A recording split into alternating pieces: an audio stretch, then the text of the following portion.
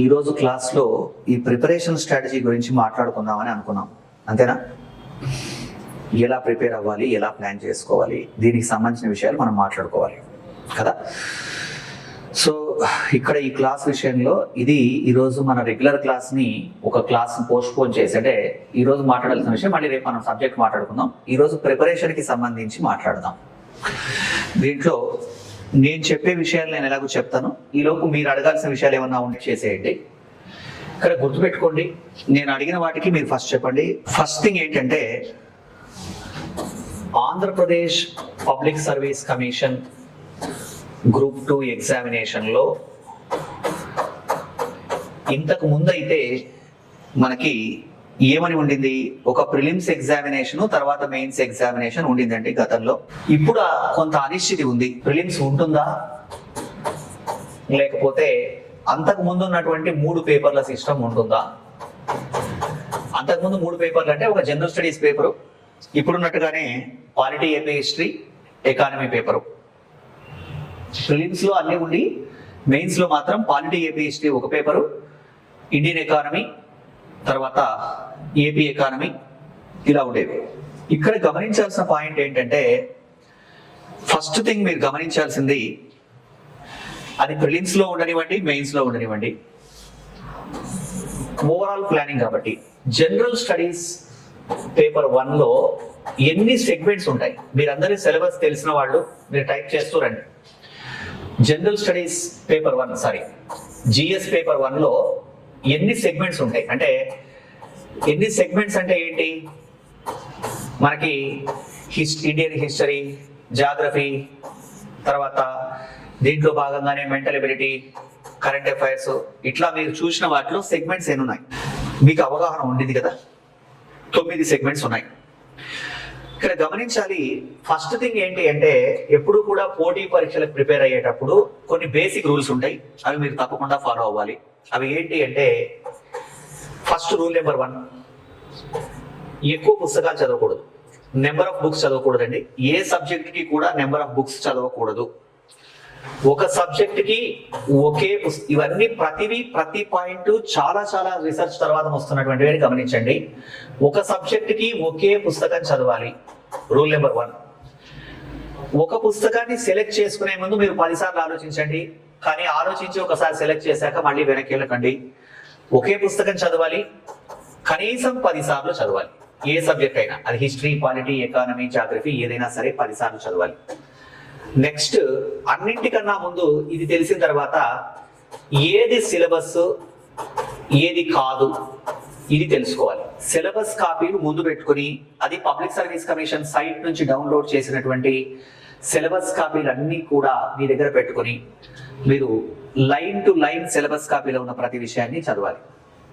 దీని తర్వాత ఇప్పుడు మనకి ఒక అనిశ్చితి ఉంది, పాత పద్ధత కొత్త పద్ధత తెలియదు కాబట్టి మీరు చేయాల్సింది ఏంటి అంటే, కాంపిటేటివ్ ఎగ్జామినేషన్ అప్రోచ్ అంటే పక్కాగా ఎలా ఉండాలి, బిజినెస్ అప్రోచ్. బిజినెస్ అప్రోచ్ అంటే ఏంటి, మీరు ఎంత టైం స్పెండ్ చేస్తున్నారో, మీరు ఎంత చదువుతున్నారో దానికి ఎన్ని మార్కులు వస్తాయి, ఇది చాలా చాలా ఇంపార్టెంట్. ఇప్పుడు ఫర్ ఎగ్జాంపుల్, మీరు ఒక జిఎస్ పేపర్లో ఒక కాంపోనెంట్ జనరల్ సైన్స్ అనుకోండి,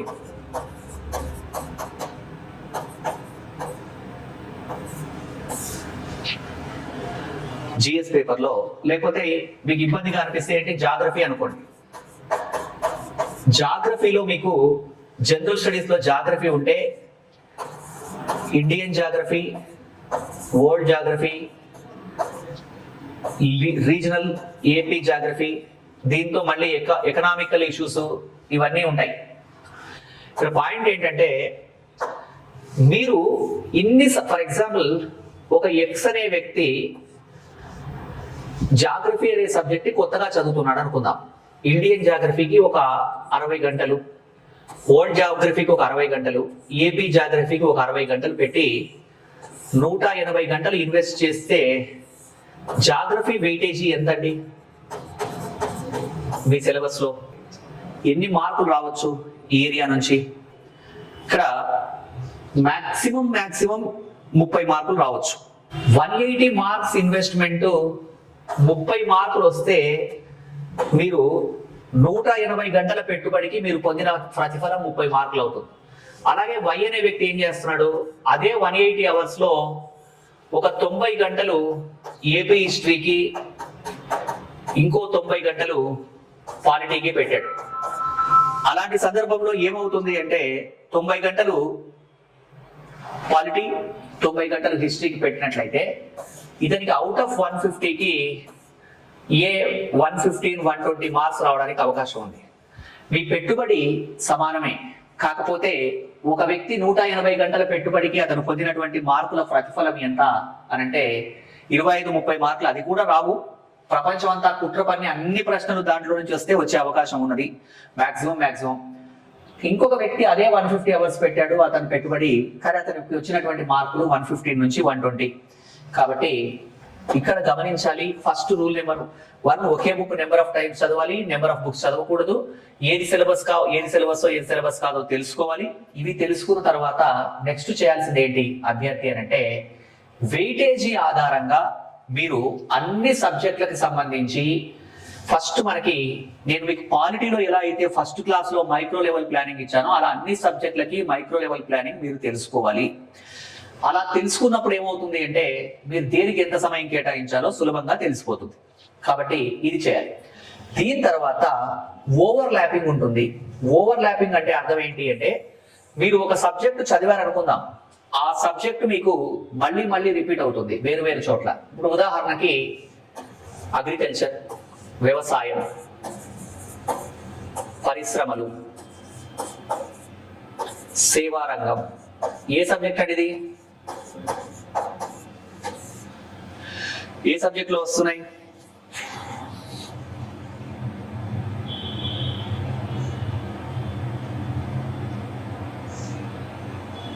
ఓకే, ఎకానమీ. ఇక్కడ ఎకానమీతో పాటుగా ఇవి మీకు జాగ్రఫీలో కూడా ఉంటాయి, అవునా?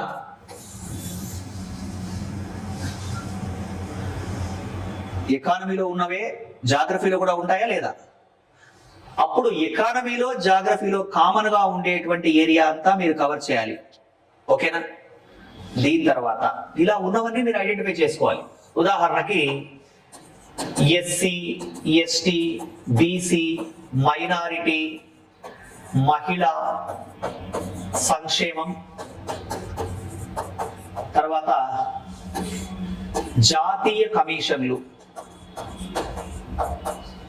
ఎన్సిఎస్సి, జాతీయ SC, ST, BC, minority commission, national commission for minorities, national human rights commission. ఇవన్నీ ఎక్కడ ఉంటాయి? SC, ST, BC, minority, women commission, women welfare కమిషన్లు ఏ సబ్జెక్ట్ ఇది? మీకు బాగా తెలిసినటువంటి సబ్జెక్టు పాలిటీలో ఉంటాయి. కానీ పాలిటీతో పాటు మీకున్నటువంటి సోషల్ స్ట్రక్చర్, సామాజిక నిర్మితి, సోషల్ స్ట్రక్చర్ లో కూడా ఇవన్నీ ఉంటాయి. కాబట్టి అక్కడ కదా, సో అలా ఉన్నవన్నీ కూడా మీరు ఒక చోట క్రోడీకరించుకోండి, ఓకేనండి? అన్ని కూడా క్రోడీకరించుకొని ఏం చేస్తారు, ఒకదాంతో ఒకటి సంబంధం ఉన్న విషయాలన్నీ చదువుకోవాలి. అలా చేయగలిగినప్పుడు ఏమవుతుంది, మీకు చాలా సమయం ఆదా అవుతుంది. ఇప్పుడు ఉదాహరణకి కల్చర్ పార్ట్ ఉంది, సంస్కృతి. కల్చర్ పార్ట్ మీకు ఎలా చదవాలి?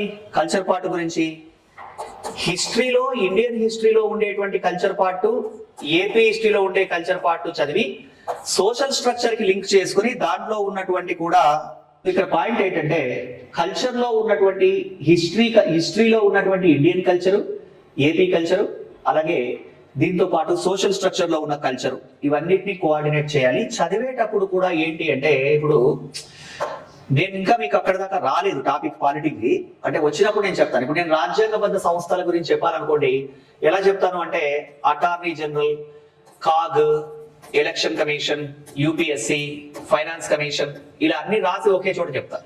ఇప్పుడు మీకు ఏపీ హిస్టరీ సిలబస్ ఉంది, మీకు సార్ చాలా డీటెయిల్ గా చెప్తారు. అంటే ఇప్పుడు మీరేం చేయాలి చెప్పిన దాన్ని అంటే, ఇప్పుడు ఫర్ ఎగ్జాంపుల్ శాతవాహనులు, ఇష్వాకులు, బృహత్పలాయన్లు, ఆనంద గోత్రికులు, విష్ణుకుండ్యన్లు అన్ని వరుసగా ఒక టేబుల్ వేసారు పార్టీ లాగానే. అలా వేసుకున్న తర్వాత ఏంటి, తొలి రాజధాని, మలి రాజధాని, ప్రముఖుడు, బిరుదులు, టేబుల్ తయారు చేసేసుకోవాలి కదా. అలా చేసుకోగలిగితే మీకు ఏమవుతుంది అంటే, మొదట ఎక్కువ సమయం పడుతుంది కానీ తర్వాత మీ సమయం తగ్గిపోదు.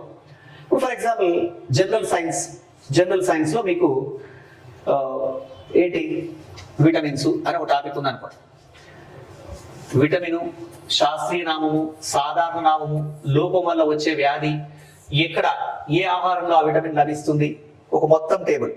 కరెక్టేనండి. నేను ఏమంటున్నానంటే సబ్జెక్ట్ మొత్తం కంప్లీట్ చేయడానికి కోసమే ఫస్ట్ రౌండ్ మీరు జనరల్గా చదివేస్తారు. మొదటిసారి చదివినప్పుడు ఏమవుతుంది అంటే మీకు పెద్దగా సబ్జెక్టు తెలియదు, కానీ ఎక్కడ ఏముందో తెలుస్తుంది కదా.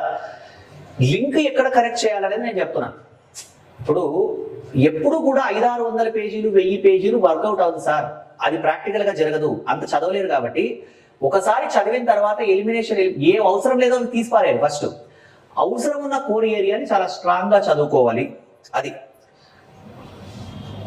ఇక్కడ గుర్తుపెట్టుకోండి సార్, ఎవరైనా సరే మీరు ఎన్ని గంటలు రోజులో చదవాలి అనే విషయంలో ఒక్కొక్కళ్ళకి ఒక్కొక్క రకమైన రిసీవింగ్ కెపాసిటీ ఉంటుందండి. ఎవరికైనా సరే వ్యక్తులకి సగటుగా ఎవరైనా సరే పోటీ పరీక్షలు రాసేవాళ్ళు 5-6 గంటల సమయం మీరు కేటాయించాలి కనీసం. అయితే ఇక్కడ పాయింట్ ఏంటి అంటే చాలా మంది అభ్యర్థులు నేను చేయగలిగినంత చేస్తానంటారు. నువ్వు చేయగలిగినంత అంటే ఒక వ్యక్తి నేను ఇంతే చేస్తాను, నేను ఇంత కాదో ఇంత అవుతుంది అంటే మనం ఎవరు, మన పరిస్థితి ఏంటి, మనకి ఇంతకుముందు బ్యాక్గ్రౌండ్ ఉందా, మనం ప్రిపేర్ అయ్యామా, ఇవన్నింటితో ఎగ్జామినర్కి సంబంధం ఉండదు. వాళ్ళు ఏం చేస్తారంటే ఒక స్టాండర్డ్ పేపర్ సెట్ చేస్తున్నప్పుడు అందరినీ దృష్టిలో పెట్టుకొని చేస్తారు. కాబట్టి సగటుగా 5-6 గంటలు చదవాలి ఒకటి. ఇక దీంతో పాటు మనము అంటే ఇవి నేను చెప్పొచ్చో లేదో నాకు తెలియదు, కానీ చెప్తున్నాను. మీకు ఒకవేళ కనుక ఇవి మరీ చిన్నపిల్లలకు చెప్పినట్టు అనిపిస్తే మీరు దాన్ని వదిలేయండి. ఉపయోగించుకునే వాళ్ళు ఉపయోగించుకోండి, లేని వాళ్ళు వదిలేయండి. ఇక్కడ ఇవన్నింటితో పాటు ఏం చదవాలి, ఎలా చదవాలి అనే దానికన్నా దీనికన్నా ముందు మనం ఒక ప్లాన్ అనేది ఎలా చేసుకోవాలంటే సార్ గుర్తుపెట్టుకోండి. ఇప్పుడు ఫర్ ఎగ్జాంపుల్ ఒక అభ్యర్థి మార్నింగ్ 4 o'clock లేచాడు, 4:30 కల్లా ఫ్రెష్ అప్ అయిపోయాడు. 4:30 నుంచి 6:30 ఒక సబ్జెక్టు, ఆ తర్వాత 6:30 నుంచి 9:30కి ఇంకో సబ్జెక్టు, తర్వాత 10 o'clock నుంచి 1 o'clock వరకు ఒక సబ్జెక్టు, 2 నుంచి 6 ఒక సబ్జెక్టు, ఆ తర్వాత మళ్ళీ 7 నుంచి 9 ఒక సబ్జెక్టు. ఇలా ప్లాన్ చేశాడు అనుకుందాం. సగటుగా మీరు ఆలోచించండి, ఇక్కడ ఒక 2 hours, ఇక్కడ ఒక 3 hours, 5 hours, 3 hours, 8, తర్వాత 12, 14 hours అయినాయి. ఓకేనా? ఇలా 14 గంటల ప్లాన్ నువ్వు ఫస్ట్ రోజు చేస్తే ఇది అట్టర్ ఫ్లాప్ అయిపోతుంది. గుర్తుపెట్టుకోండి. కొత్తగా ప్రిపేర్ అయ్యేవాడు ఫస్ట్ థింగ్ మీరందరూ కూడా మీరు ఎవరైనా కొత్తగా ప్రిపేర్ అయ్యే వాళ్ళ గురించి నేను మాట్లాడుతున్నా. మీరు కూర్చొని ఒక రోజు కనుక సిన్సియర్గా చదివి చూడండి, మీరు ఒక కూలీ చేసిన మనిషిలాగా అలసిపోతారు ఫిజికల్గా. మీరు ఎక్కడైనా అంటే కొద్దిసేపు కుర్చీలో కూర్చుంటారు, కొద్దిసేపు పడుకుంటారు, కొద్దిసేపు లేస్తారు, అటు ఇటు తిరుగుతారు, ఏం చేయాలో తోచదు, మళ్ళీ ఫోన్ ఓపెన్ చేస్తారు. ఇక్కడ పాయింట్ ఏంటంటే చాలా మందికి తెలియని విషయం ఏంటంటే చదువుకోవడం లేదా ప్రిపరేషన్లో మైండ్ మాత్రమే కాదండి, మీ బాడీ కూడా సహకరించాలి. ఇక్కడ అలా కూర్చొని చదవడానికి మొదట మీరు ట్యూన్ అవ్వరు, కొంచెం మెల్లమెల్లగా ట్యూన్ అవుతారు. ఒకటి ఇలా చేయకండి. ఫస్ట్ లో ఇలా చేస్తే ఇంకా కొంతమంది చాలా ఉత్సాహవంతులు ఉంటారు. 1:30 to 1 to 1:30 lunch hour, 1:30 to 2 o'clock news paper చదువుతాను. ఇవి ఇంకా అటర్ ఫ్లాప్ అవుతాయి. గుర్తుపెట్టుకోండి, కొన్ని చేయకూడని ఉంటాయి. First thing news paper. నేనైతే నిర్దాక్షిణ్యంగా సజెస్ట్ చేస్తాను, కొత్తగా ప్రిపేర్ అయ్యే వాళ్ళు మీరు న్యూస్ పేపర్ చదవకపోతే ఏం కాదు, 45 నిమిషాల కన్నా ఎక్కువ చదవకండి. Maximum 45 minutes news paper read చేయాలి, అంతకన్నా ఎక్కువ న్యూస్ పేపర్ రీడ్ చేయకూడదు. అలాగే ఇంకొకటి ఏంటంటే కొత్తగా ప్రిపేర్ అయ్యే వాళ్ళు న్యూస్ పేపర్ చదవడానికి 2 గంటలు 3 గంటలు పడుతుంది, అలా పట్టకూడదు. మీరు ఎడిటోరియల్ కాలం చదవాలి, ఏ పేపర్ చదువుతున్నారో దాంట్లో ఒక మిడిల్ చదవాలి, తర్వాత front page news, end page news లో ఏమైనా ఇంపార్టెంట్ ఉంటే చదువుకోవాలి ఒకటి. అంతే తప్ప మొదటి పేజీ నుంచి చివరి పేజీ వరకు న్యూస్ పేపర్లు చదవకూడదు. ఇంకా సిన్సియర్ గా చెప్పాలి, వాస్తవంగా చెప్పాలంటే న్యూస్ పేపర్ అనేది మీరు history, polity, economy, geography, science and technology ఈ కోర్ ఏరియా చదివిన తర్వాత న్యూస్ పేపర్ చదవండి, అప్పుడే మీకు అర్థమవుతుంది, బాగా అర్థమవుతుంది. సాధారణ పౌరుడికి అర్థమైనట్టే మనకు అర్థమవుతుంది, అలా కాదు. ఇక్కడ సాధారణ పౌరుడికి అర్థమయ్యే సమాచారం మీకు ఉపయోగపడదు. మీరు ఫస్ట్ థింగ్ గుర్తుపెట్టుకోండి, న్యూస్ పేపర్ మీకు బాగా అర్థం అవ్వాలి, ఎగ్జామినేషన్ పాయింట్ ఆఫ్ వ్యూలో ఉపయోగపడాలంటే మీరు కన్వెన్షనల్ ఏరియాలో చాలా స్ట్రాంగ్ గా ఉండాలి. ముఖ్యంగా ఏంటి, polity, history, economy, geography, science and technology ఈ ఏరియాలో మీరు స్ట్రాంగ్ గా ఉన్నట్లయితే మీకు న్యూస్ పేపర్ లో వచ్చే సమాచారం మీ అవసరాలకు ఉపయోగపడే విధంగా అర్థమవుతుంది, మీరు చాలా తొందరగా చదవగలరు. ఇవి చూసుకోండి. ఇంకొకటి ఏంటంటే చదివేటప్పుడు ప్రతి లైను ఇంపార్టెంటే అనిపిస్తుంది. గీతలే గీతలు, మొత్తం పుస్తకం మొత్తం రప్చర్ చేసి దాన్ని నాశనం చేసి గీతలు కొట్టి కొట్టి రెండోసారి చదవకుండా తయారు చేస్తాడు. ఓకేనా? అట్లా ఎప్పుడు చేయదు సార్. ఎప్పుడైనా సరే మీరు ఫస్ట్ టైం చదివేటప్పుడు జనరల్ రీడింగ్ ఇవ్వండి. జనరల్ రీడింగ్ అంటే ఒక సాధారణమైన న్యూస్ పేపర్ చదవండి, గీతలు కొట్టడం మానేయండి ఫస్ట్ థింగ్. ఎందుకంటే మీకు సబ్జెక్ట్ తెలియనప్పుడు ప్రతి లైను ప్రతి వర్డ్ ఇంపార్టెంటే కదా. అందుకని ఈ గీతలు కొట్టే ప్రయత్నాలు చేయొద్దు.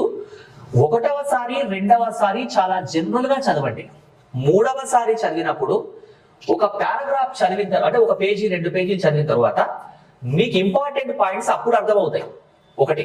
రెండవది ఏంటంటే సార్ నేను అనుకున్నాను ఈరోజు మార్నింగ్ 6 o'clock కల్లా నేను ఫ్రెష్ అయి కూర్చున్నాను సార్, 6 నుంచి 8 వరకు నేను పలానా టాపిక్ కవర్ చేద్దాం అనుకున్నాను సార్, ఇది 12 పేజీలు ఉంది లేదా 10 పేజీలు ఉంది, నేను నిజానికి మొత్తం 2 గంటలు మొత్తం డెడికేటెడ్ గా చదివితే 4 పేజీలు అయింది సార్ అనిపిస్తుందా?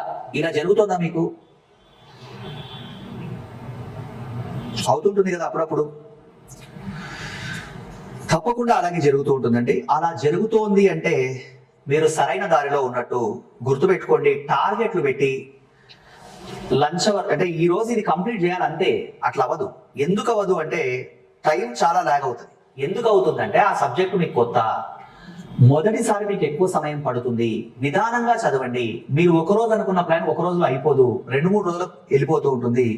అలా జరుగుతూనే ఉంటుంది చాలా సార్లు. ఒకటి. ఇంకొకటి ఏంటంటే జనాలకు ఒక అలవాటు ఉంటుంది. ఇది ఎట్లా అంటే ఒక్క నిమిషం చూపిస్తాను నేను. ఎలా ఉంటుందంటే అభ్యర్థులకి ఏదైనా ఒక పుస్తకం ఉంటే, ఫర్ ఎగ్జాంపుల్ ఒక బుక్ ఉంది, పుస్తకం తీసుకొని ఇప్పుడు ఈ పుస్తకం తీసుకున్నారు, ఏదో ఒక పుస్తకం తీసుకుని ఏం చేశారు, 1857 రీవోల్ట్ నుంచి 1857 సిపాయిల తిరుగుబాటు నుంచి 1947 వరకు జరిగిన నేషనల్ మూవ్మెంట్ చదవాలని ఈ అభ్యర్థి అనుకున్నాడు. అనుకుని ఏం చేశాడు, సాయంత్రం 6 o'clock నుంచి 9 వరకు చదివితేనే ఈరోజు లంచ్ చేయాలి, ఈరోజు డిన్నర్ చేయాలని ఫిక్స్ అయిపోయినాడు. ఇంకొక చిన్న సజెషన్ మీకు నేను చెప్తున్నాను, ఇది ఒక చెప్పినాక నెక్స్ట్ పాయింట్ చెప్తాను. ఇక్కడ గమనించండి, 1857 నుంచి చదివావు, 1900 వరకు వచ్చావు, ఇంకా పేజీలు తిరిగేస్తా ఉంటాడు, ఇంకెన్ని పేజీలు ఉన్నాయని హడావిడిగా చదివితే అది వర్కౌట్ అవ్వదు. అట్లా చదవలేకూడదు. ఓకేనండి? ఇక్కడ మీకు గమనించండి, నేను చెప్తున్నప్పుడు మీకు సబ్జెక్టు నాకు ఇది ఏమీ అర్థం కాలేదే, నేను ఈ కోణంలో చూడలేదే అని మీరు ఫీల్ అవ్వకండి. నేను లిటరల్గా చెప్తా, మీరు వేరే రకంగా తీసుకోవద్దు. ఇక్కడ ఈ అభ్యర్థులు మీలో ఎవరైతే ప్రిపేర్ అవుతున్నారో, మీరు బ్యాచ్ కంప్లీట్ చేసే నాటికి మీకు ఏదైతే సబ్జెక్ట్ ఉంటుందో, ఓ 4 ఏళ్ళు మార్కెట్లో ఫ్యాకల్టీగా పనిచేసిన వాళ్ళ కంటే కూడా మీకు ఎక్కువ సబ్జెక్ట్ ఉంటుంది. నేను 100% చెప్పగలను. ఎందుకంటే ఒకటండి, కొన్ని వేల గంటలు ఈ సబ్జెక్ట్ మీద నేను వర్కౌట్ చేశాను కాబట్టి మీకు ఆ విషయాల్లో కొంచెం మీకు నేను హెల్ప్ చేయగలను. ఒకటి, మీకు కొంచెం క్వశ్చన్లు అడిగినప్పుడు కొంచెం డెప్త్గానే ఉంటాయి, అది మీరు ఎక్కువ ఇబ్బంది పడాల్సిన అవసరం లేదు. ఇక్కడ పాయింట్ ఏంటంటే అంటే తిరిగేయడాలు చేయకండి. ఇక దీంతో పాటు కొన్ని బేసిక్ విషయాలు, అంటే ఈ సబ్జెక్టులు వీటికన్నా కూడా మనం ఫండమెంటల్స్ కరెక్ట్ గా లేనప్పుడు మనం మిగతాది వర్కౌట్ చేయలేం కదా. పొద్దున్నే తెల్లవారుజాము 4 గంటలకే లేచి చదవాలా, రాత్రి 10 గంటలకు చదవాలా, ఇలాంటివి ఇండివిజువల్. ఎందుకు చెప్తున్నానంటే మీరు ఒకసారి అబ్జర్వ్ చేయండి, మీలో ఎంతమంది దగ్గర 3 అలారాలు 2 అలారాలు ఉన్నాయి. 5 o'clock ఒక అలారం, 5:30కి ఒక అలారం, 6కి ఒక అలారం, ఎంతమంది దగ్గర ఉన్నాయి? ఇది చాలా పెద్ద విషయం అండి. ఎలా ప్రిపేర్ అవ్వాలి అని మాట్లాడుకోవడం అనేది ఒక రోజులో అవ్వదు నిజానికి. కాకపోతే ఏంటంటే ఒక్కొక్కళ్ళకి ఒక్కొక్క రకమైనటువంటి సమస్య ఉంటుంది, ప్రతి ఒక్కళ్ళకి ఇండివిజువల్ సమస్యలు ఉంటాయి. గుర్తుపెట్టుకోండి, ఒకవేళ మీకు అలారం ఉన్నట్లయితే, ఒకటే అలారం ఉన్న ప్రతి వ్యక్తి తన అలారం మోగడానికి 5-10 నిమిషాలు ముందే లేస్తాడు, దాంట్లో డౌటే లేదు. 5 AM మీకు అలారాలు ఎవరికైతే ఉన్నాయో, మీరు మీ అలారం మోగడానికి 10 నిమిషాల ముందే లేచి ఉంటారు. మీరు లేచిన తర్వాతే మీరు అలారం ఆఫ్ చేస్తారు కదా.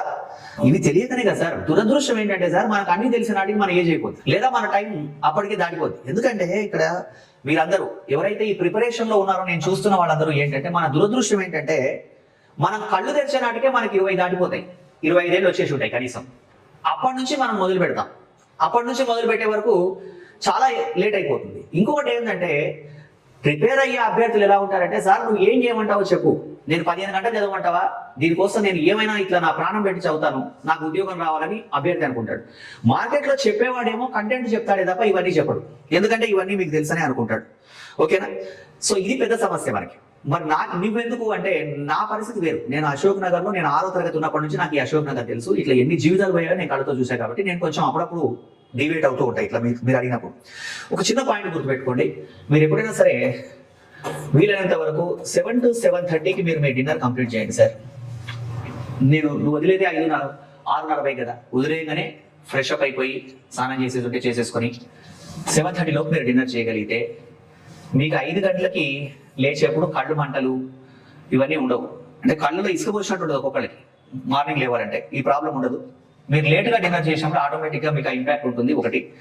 రెండవది ఏంటంటే మీరు ఒక రోజు ప్లాన్ చేశారు 9 o'clock నుంచి 11 o'clock వరకు ఏదో చదవాలని, క్వాలిటీలో ఏదో ప్రియాంబుల్ ప్రవేశం చదవాలి, ఈరోజు కంప్లీట్ చేయాలని మీరు ఫిక్స్ అయ్యారు. కానీ ఎందుకో తెలీదు 9:15 తర్వాత విపరీతంగా నిద్ర వచ్చేస్తుంది, కళ్ళు మండిపోతుంటాయి, పుస్తకం ఎటేటో పోతుంటుంది. ఇంకా ఒకసారి వెళ్ళి మొహం మీద నీళ్లు కొట్టుకొని కళ్ళు ఇట్లా మొహం కడుక్కొని వచ్చి కూర్చుంటే కూడా రిసీవ్ అవ్వదు. ఇలా జరుగుతున్నప్పుడు మీరు ఇబ్బంది పడవద్దు, ప్రశాంతంగా పుస్తకం పక్కన పెట్టేసి నిద్రపోండి. అలా జరుగుతున్నప్పుడు మీ బాడీ రెస్ట్ కోరుతుందని అర్థం. అలా రోజు కోరదు. అలా రోజు కోరుతుంటే మనం ఇంకో రకంగా ఉన్నట్టు లెక్క. ఇంకొకటి గుర్తుపెట్టుకోండి, సగటుగా ప్రిపేర్ అయ్యే అభ్యర్థి, ముఖ్యంగా ఎవరైతే చదువుతున్నారో మెదడుతో పనిచేస్తారో మీ అందరికీ కూడా అందరికన్నా 1 గంట నిద్ర ఎక్కువ అవసరం. అందరికీ 6 గంటలు అయితే మీకు 7-8 గంటలు. ఇంకొకటి మనిషిని బట్టి బాడీ నేచర్ని బట్టి ఇది డిఫరెంట్ గా ఉంటుంది. కాబట్టి గుర్తుపెట్టుకోండి, అరే నేను 11 వరకు చదివేసి పడుకొని ఒకరోజు నిద్రపోకపోతే ఏం కాదు, చచ్చిపోతామా, ఒక్క పోస్ట్ ఉన్నా ప్రిపేర్ అవ్వు, ఇట్లాంటి పిచ్చి పిచ్చి ఆలోచనలు చేయొద్దు. దయచేసి ప్రశాంతంగా నిద్రపోండి. 7 గంటలు నిద్రపోండి, 8 గంటలు నిద్రపోండి అవకాశం ఉంటే. ఏమాత్రం అవకాశం ఉన్నా మీరు మీ శరీరానికి రెస్ట్ ఇవ్వండి. ఎందుకంటే ఇది మెదడు పనిచేయాలంటే దానికి కావాల్సిన రెస్ట్ ఇవ్వాలి. మీరు ఎప్పుడైనా గమనించండి, రాత్రి లేట్గా పడుకొని పొద్దున్నే తొందరగా లేచిన తర్వాత ఆ రోజు మొత్తం డిస్టర్బ్గా ఉంటుంది మీకు. అలా చూసుకోండి. అంటే ఈ నిద్ర కోసమని నేను నిద్రను త్యాగం చేసి చదువుతానని మాత్రం అనుకోవద్దు. ఇది దృష్టిలో పెట్టుకోండి. దీని తర్వాత ఎప్పుడు కూడా గుర్తుపెట్టుకోండి, ప్రధానంగా మీరు డేని ప్లాన్ చేయకపోతే సగటుగా డేలో 2 గంటలు వేస్ట్ అవుతాయండి. కనీసం మీరందరూ కూడా ఈ రోజు నుంచి ఒక చిన్న రూల్ ఇంప్లిమెంట్ చేయండి. మీరు పడుకునే ముందు రేపు ఏం చేయాలో పేపర్ మీద రాసుకోండి సార్. అలా రాసుకుని ఇంప్లిమెంట్ చేయడానికి ప్రయత్నం చేయండి. ఇప్పుడు ఉదాహరణకి మీరు క్లాస్ మీకు 6:40కి అయిపోయింది, మీరు ఫ్రెష్ అప్ అయిపోయి 7:30కి అట్లా డిన్నర్ చేసేసి 8 నుంచి 9:30 వరకు ఏదో చదువుకోవాలనుకున్నాను అనుకోండి. నాలాంటి ఎవరు నేనే, మీరు 7:30కి ఏదో రోడ్డు మీదకి వచ్చారు, ఏదో వస్తువు కొనుక్కుందామని నాలాంటి కనపడి బాగున్నారా అని చెప్పి మాట్లాడి, నాకేం పని లేక నేను రోడ్డు మీద నిలబడి మీతో మాట్లాడుతూనే ఉన్నాను. 9:30 అయింది, మీరు నన్నేమీ అనలేరు, మనవాడే తెలిసిన వాడే మన సార్ కదే వదిలేశారు, అయిపోయింది. ఆ రోజు పోయింది. 2వ రోజు ఒక ఫంక్షను, 3వ రోజు ఒడ్లు బాలేదు, 4వ రోజు డిస్టర్బ్ అయిపోయాం, అయిపోయింది. ఇంకొక రోజు ఓటీటీ, ఇట్లా పోతుంది టైం. మీరు చూడండి, క్యాలెండర్ తిరుగుతూ ఉంటుంది సార్. మనం ఇప్పుడు మార్చి నెలకు వచ్చేసాం, మనం ఎప్పుడో జనవరిలో ఉన్నాం కదా. సో కాబట్టి గుర్తుపెట్టుకోండి, స్ట్రిక్ట్ గా ఫాలో చేయండి టైం టేబుల్. నేను కనపడి ఏం సార్ బాగున్నారా అని మాట్లాడితే మీరు ఒక నిమిషం హలో చెప్పండి, సార్ నా టైం టేబుల్ ఉంది 8 to 9:30 నాకు వేరే పని ఉంది సార్ అని వెళ్ళిపోండి. అంతే.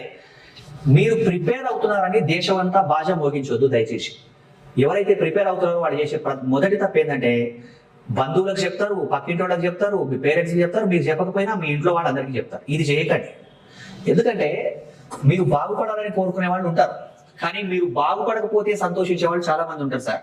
అది గుర్తుపెట్టుకోండి. ఎందుకంటే మీ ప్రిపరేషన్ మీద మీ సోషల్ కండిషన్, మీ ఎకనామికల్ కండిషన్, మీ సైకలాజికల్ కండిషన్, మీ ఫిజికల్ కండిషన్ అన్నీ ఉంటాయి. ఇవన్నిటినీ బ్యాలెన్స్ చేసి రెగ్యులేట్ చేయగలిగినప్పుడే మనం ఆ ట్రాక్ లోకి వెళ్ళగలుగుతాం. ఇది గుర్తుపెట్టుకోండి. ముఖ్యంగా సమస్యలు ఏంటంటే ఇక్కడ మీ ఫాదర్ కన్నా మీ మదర్ కన్నా నీ గురించి మీ పక్కింటోడికి ఎక్కువ ఇంట్రెస్ట్. ఇది నువ్వు ఎప్పుడు పెళ్లి చేసుకుంటావు, నువ్వు జీవితం ఏంటి, నువ్వేం చేస్తావు అంటాడు వాడు. ఇంకొకటి ఏంటంటే రాష్ట్రపతి ఎన్నికలకు నోటిఫికేషన్ అని టీవీలో వస్తే నీకు ఉద్యోగం వచ్చిందా లేదా అని అడుగుతాడు వాడు. వాడికి అసలు ఏమీ తెలియదు. ఇలాంటి వాళ్ళందరికీ ఏమి సమాధానాలు చెప్పకండి, సిన్సియర్గా ప్లాన్ చేయండి. ఒకటి, ఈ బాజాలు భోగించి అందరికీ చెప్పకండి. రోజు అడుగుతా ఉంటాడు ప్రతి ఒక్కడు, నువ్వు ఎంతవరకు వచ్చింది, మొన్న వచ్చింది కదా నోటిఫికేషన్, అప్పుడు ఏమైంది, నీ ప్రిలిమ్స్ ఎందుకు, నీకు తెలుసు నీ ప్రిలిమ్స్ ఎందుకు పోయిందో, నువ్వు ఎవరికి చెప్పక్కర్లే. ఓకేనా? ఇది గుర్తుపెట్టుకోండి. ఇంకొకటి ఏంటంటే ప్రిలిమ్స్ క్వాలిఫై అయితే మెయిన్స్ అవుతా, అది పెద్ద మూర్ఖత్వం. ప్రిలిమ్స్ అనేది నీ కోసం పెట్టలేదు, గవర్నమెంట్ వాళ్ళ కన్వీనియన్స్ కోసం ఫిల్టర్ చేయడం కోసం పెట్టుకున్నారు. నువ్వు ప్రిలిమ్స్ అయినాక మెయిన్స్ చదవడం ఏంటి, అప్పుడు టైమే ఉండదు. కాబట్టి నువ్వు ఉద్యోగం రావాలని చదువుతున్నావు, ఆ ఉద్యోగంలో ఎగ్జిక్యూటివ్ ఉద్యోగం పొందాలని చదువుతున్నావు అన్న క్లారిటీతో ఉండండి. ఇవి చేసిన తర్వాత కన్వెన్షనల్ ఏరియాని ఒక బుక్ తీసుకోండి. ఇద్దరు కూడా గ్రాడ్యుయేషన్ అయిపోయిన వాళ్ళు, పోటీ పరీక్షలు రాస్తున్న వాళ్ళు, ఇంకా పెద్దవాళ్ళు, రకరకాల వ్యక్తులు కదా. ఇవి నేను మీతో చెప్పడానికి కొంత ఆలోచించానే తప్ప ఇంకోటి ఏమీ కాదు. ఇక్కడ ఇలాంటివనే కాదు, ప్రతిదీ కూడా ఒకసారి మనం ఏం చేద్దామంటే, మీరు క్వశ్చన్ పేపర్ని డీల్ చేయడం ఎలా అనేది ఒకరోజు తెలుసుకోగలిగితే అవుట్ ఆఫ్ 150లో కనీసం మిగతా వాళ్ళకన్నా మీకు 10 మార్కులు అదనంగా వస్తాయి సార్. 9 సబ్జెక్ట్స్ ఎప్పుడు చదవద్దండి, 2 లేదా 3 ఒకటే సబ్జెక్టు చదవకూడదు. టైం టేబుల్ ఎలా ప్రిపేర్ చేయాలి అని అంటే, సపోజ్ మీరు 5 నుంచి 6 గంటలు ప్రిపేర్ అయ్యాలనుకోండి, రోజులో 3 సబ్జెక్టులు పెట్టుకోండి 2 గంటలు. అంతేకాని ఒకే సబ్జెక్టు ఎప్పుడు చదవకండి, అది చాలా డేంజర్. ఎందుకంటే అది అయిపోదు, మనం అనుకున్న టైంలో కవర్ చేయలేము. 2 గంటలు పెట్టుకుంటే ఏమవుతుంది, అది కొంచెం ముందుకెళ్తూ ఉంటుంది. ఇంకొకటి ఏంటంటే, ఎప్పుడు కూడా కంటిన్యూషన్ గా చదవకండి. 25-30 మినిట్స్ లేచి చదివిన తర్వాత సిన్సియర్. ఇంకోటి, చదివేటప్పుడు కూడా ఏం చేయాలి సార్ అంటే, ఒక ప్లానింగ్. రోజు ఒకే ప్లేస్ లో కూర్చొని చదవండి, ప్లేసులు మార్చొద్దు, నాయిస్ లేకుండా చూసుకోండి. తర్వాత మీరు చదివేటప్పుడు 25 నుంచి 30 నిమిషాలు చదివిన తర్వాత ఒకసారి లేచి కొంచెం నడవండి, అప్పుడప్పుడు మంచినీళ్ళు తాగండి. అంత కంటిన్యూషన్గా చదవకండి. కానీ 2 గంటలు చదివిన తర్వాత బోర్ కొడుతుంది, విసుగు వస్తుంది, ఇబ్బంది కలుగుతుంది. అలాంటప్పుడు చదవకండి, చదవడం ఆపేసి చదివింది రివిజన్ చేయండి. ప్రతి వారము మనం మండే నుంచి ఫ్రైడే వరకు ఏం చదివామో సాటర్డే రోజు రివిజన్ చేయండి. తర్వాత ఒక ఎంటర్టైన్మెంట్ టైం పెట్టుకోండి, వారంలో ఒక రోజు 2-3 గంటలు. మీరు కావాలంటే సినిమా చూస్తారా, టీవీ చూస్తారా, మీ ఓపిక. ఇంకొకటి ఎప్పుడు కూడా గుర్తుపెట్టుకోండి, టీవీ చూసిన తర్వాత చదవకండి, ఎందుకంటే ఆల్రెడీ రకరకాల డిస్టర్బెన్సెస్ అయి ఉంటాయి. ఇంకేంటంటే ఈ ఒక్క గంట తర్వాత చదువుతాం అట్లా పోస్ట్పోన్ చేయకండి. మిమ్మల్ని మీరు చాలా విషయాలకు క్షమించుకోండి దయచేసి. చాలా తప్పులు చేస్తాం మనం మనుషులు. కాబట్టి అరే నా అంత దుర్మార్గుడు ఎవడు లేడు, నా అంత నీచుడు ఎవడు లేడు, ఎన్ని తప్పులు చేయాలో అది చేశాను జీవితంలో. ఇవి అందరం చేశాం, నేను మనుషులందరం చేస్తాం. కాబట్టి అట్లా ఫీల్ అవ్వకండి. సో టైం టేబుల్ ప్రిపేర్ చేసుకునేటప్పుడు రోజు 2 నుంచి 3 సబ్జెక్టులు చదవండి. ఖచ్చితంగా 2 నెలల్లో ఒక సబ్జెక్ట్ కవర్ అయ్యేలాగా చూసుకోండి. అవసరం లేనివి ఫస్ట్ నిర్దాక్షిణ్యంగా తోసేయండి పక్కకి, ఏం లేదు కదా. ఇప్పుడు దీని వెయిటేజీ మార్క్ ఒకటే, ఇది 50 పేజీలు పక్కన పెట్టండి. ఫస్ట్ దాన్ని వెయిటేజీ ఉన్న చోట వర్కౌట్ చేయండి. ఇవన్నీ అయిన తర్వాత ప్రతి టాపిక్ చదివిన తర్వాత ఓల్డ్ పేపర్స్ చూస్తూ ఉండండి. ఓకేనా? ఇంకా ఏమైనా ఉన్నాయా?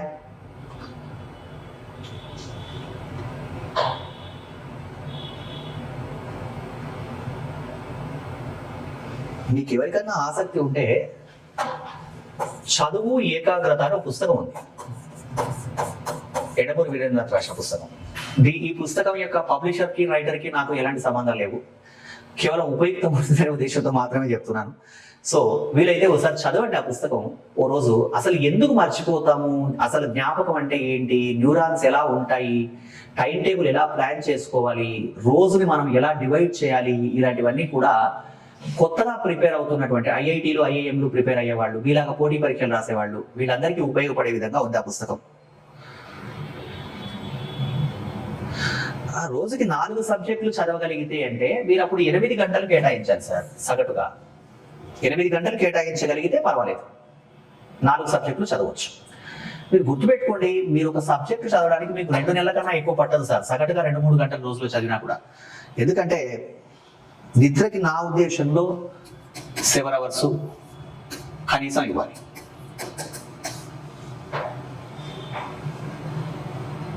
మీ ఇష్టం, మీరు ఎప్పుడైనా లేవండి. కానీ ఒకటి గుర్తుపెట్టుకోండి, రోజు ఒకే టైంకి లేవండి, వీలైతే ఒకే టైంకి పడుకోండి.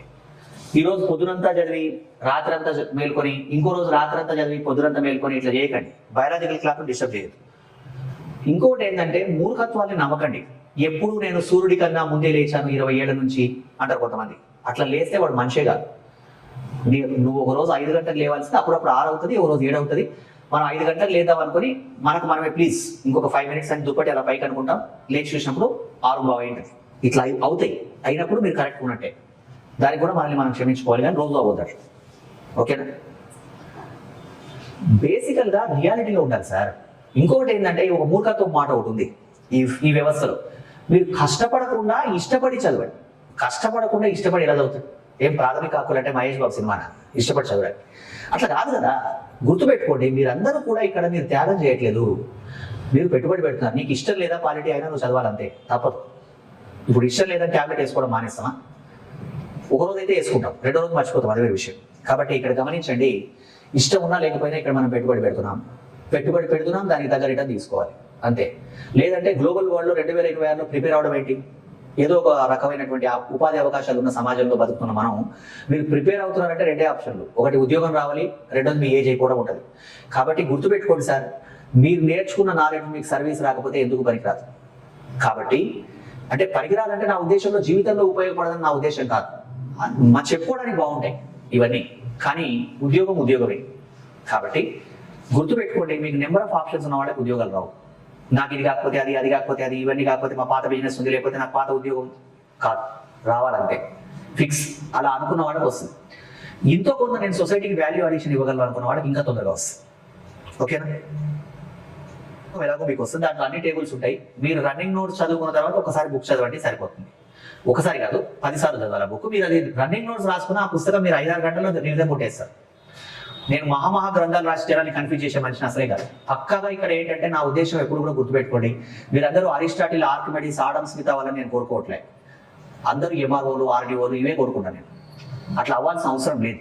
ఎంఆర్ఓ అయిన తర్వాత ఆలోచించుకుందాం. ఓకేనా? చివరికి ఒకసారి మళ్ళీ మనం మాట్లాడుకుందాం.